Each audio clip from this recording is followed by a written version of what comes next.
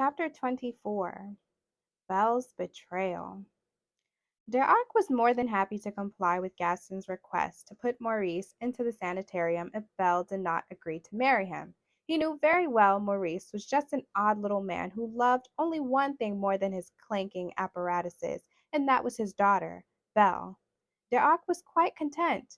His coffers were filled, he had made a new alliance with Gaston, and he was about to partake in some good old-fashioned skullduggery. He was aware of how intimidating he appeared, illuminated by the torchlight, and he loved nothing more than causing fear.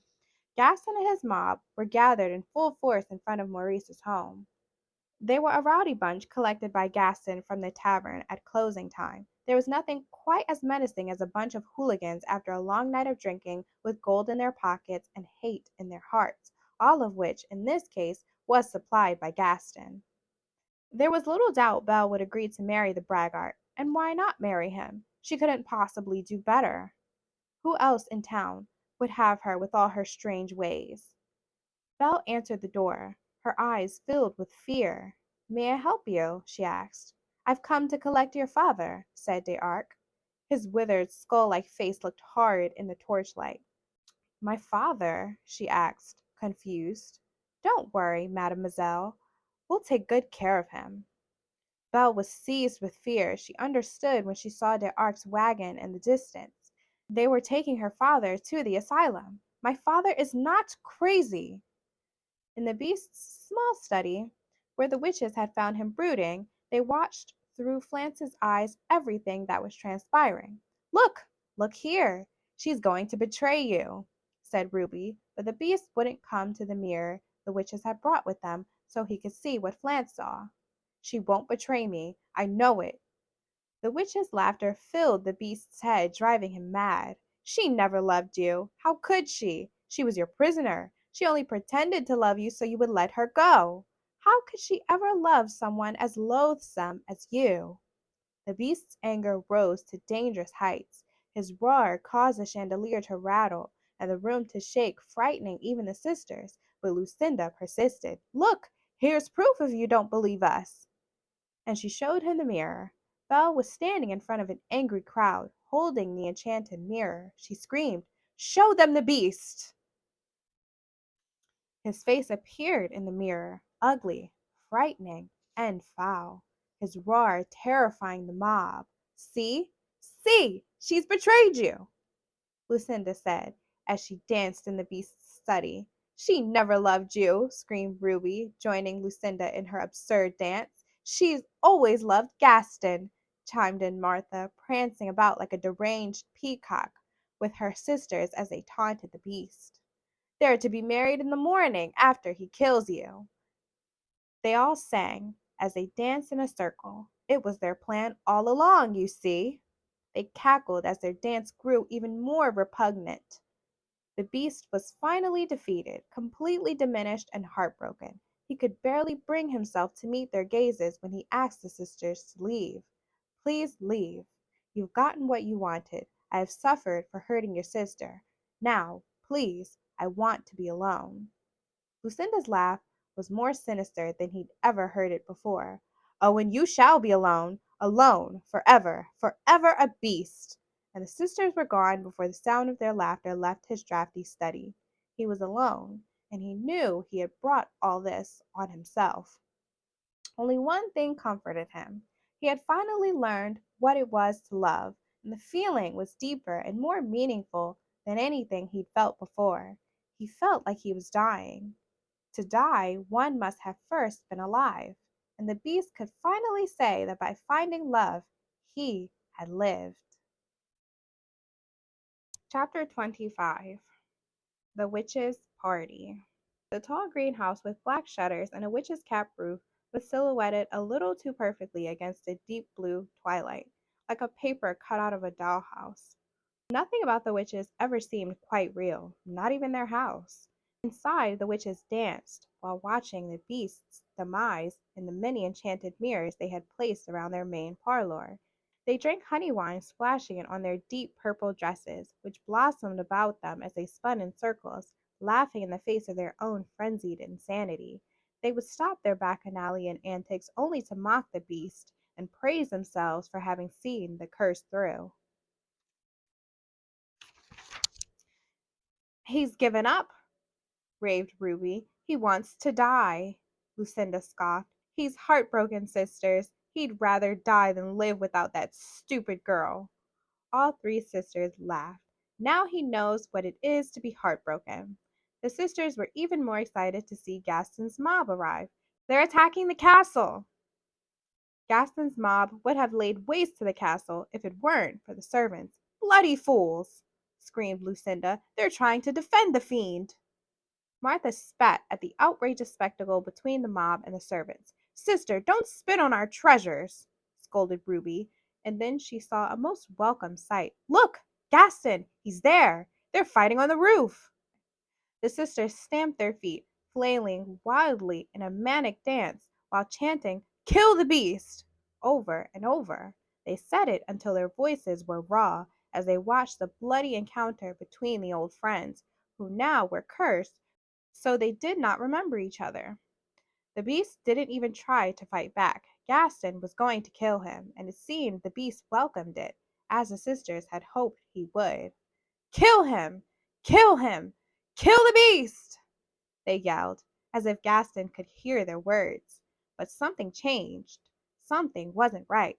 The beast saw something the sisters could not. Whatever it was gave him the will to fight. "What is it?" they screamed as they scurried from mirror to mirror, trying to surmise what could have possibly inspired the beast to fight. And then they saw Belle. That horrible girl, Belle. "We should have killed her when we had the chance," Ruby cried. "We tried." Lucinda, Ruby, and Martha watched as the beast overpowered Gaston. He had him by the throat, dangling him over the side of the castle. "Quick, get the scrying bowl!" Lucinda scrambled in the pantry for the oils and herbs they needed for the scrying bowl, while Ruby filled the silver bowl with water, and Martha got the egg from the icebox. The egg floated in the water like a malevolent eye, while Ruby tossed in the oils and herbs. "Make the beast remember when they were young." Martha and Ruby looked at Lucinda, mouths open. "What?" Lucinda was panic-stricken. "That didn't rhyme, Lucinda." Lucinda rolled her eyes, vexed. "I don't have time to think of a rhyme. Just say it." Ruby and Martha looked at each other but didn't repeat the phrase. "What?" Lucinda asked again.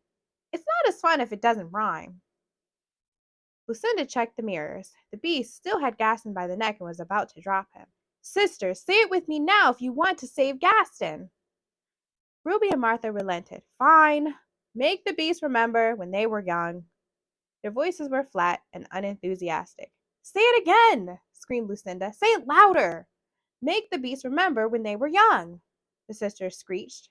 "Remember when you were boys and he saved your life, just for a moment. Remember each other," Lucinda cried. Then, looking at her sisters, she added, "Don't look at me like that. I dare you to do better."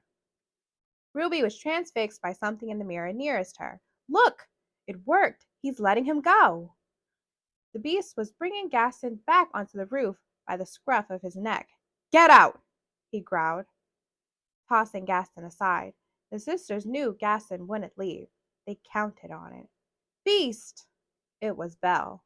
She was reaching her hand out to him as he climbed up the turret to kiss her. "No!" wailed the sisters. "No!" But before Lucinda could recite another incantation, her sisters screamed in glee at the sight of Gaston plunging a large knife into the beast's side. Their delight transmuted into fear, however, when they saw Gaston lose his footing and fall from the castle tower to his death below. It didn't matter. Gaston didn't matter anymore, not to the witches. He had given them what they wanted. The beast was dying. He was dying in his lover's arms, heartbroken. "Let's get Circe. She has to see this." Chapter 26. The Enchantress. Lucinda crept into Circe's room, gazing at her sleeping little sister. She looked so peaceful and beautiful sleeping there.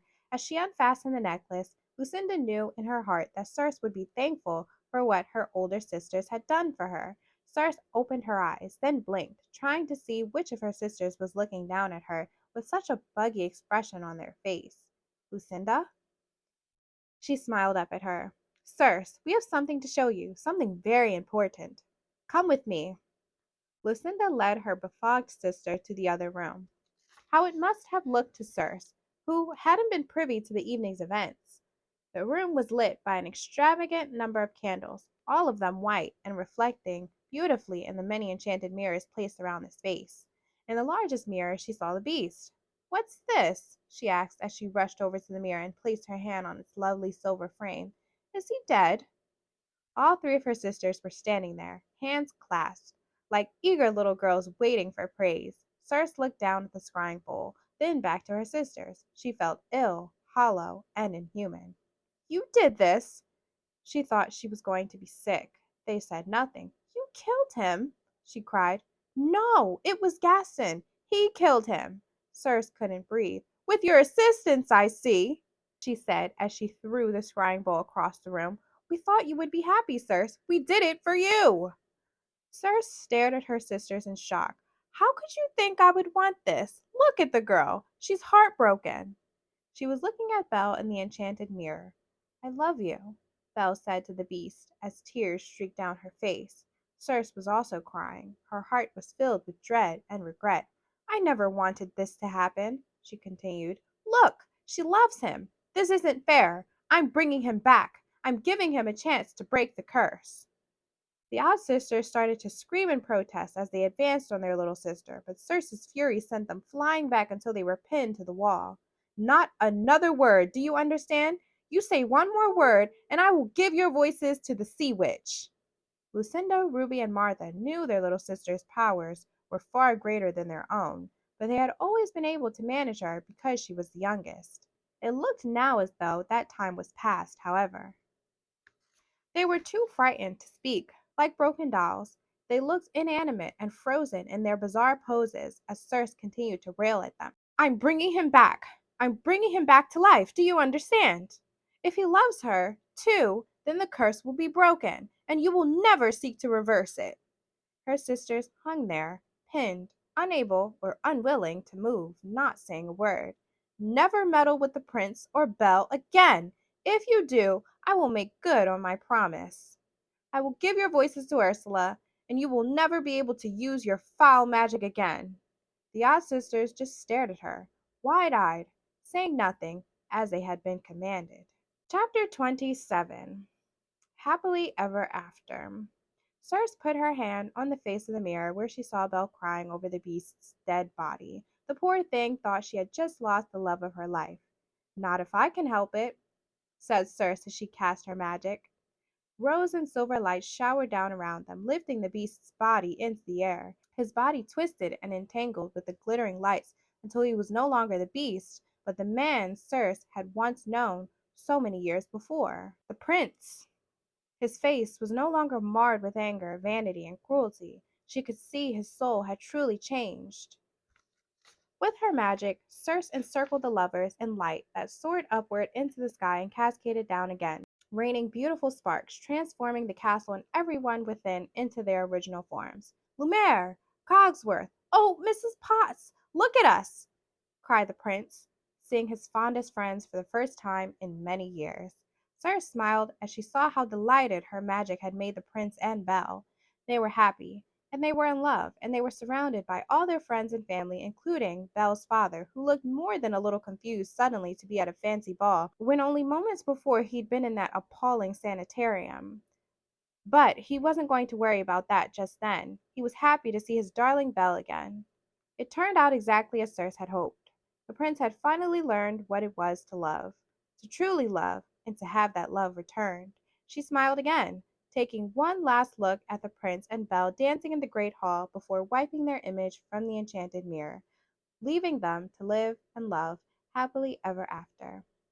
The end. Thank you for reading along and listening to Book 2 of the Disney villain series, The Beast Within. You can pause to read a little bit about the author and the titles of the other novels within the series. Stay tuned to read along and listen to Book 3, titled Poor Unfortunate Soul, for My Little Mermaid fans, the story of Ursula, the Sea Witch. Let's take another moment to enjoy the cover art, and I hope you enjoyed this story time.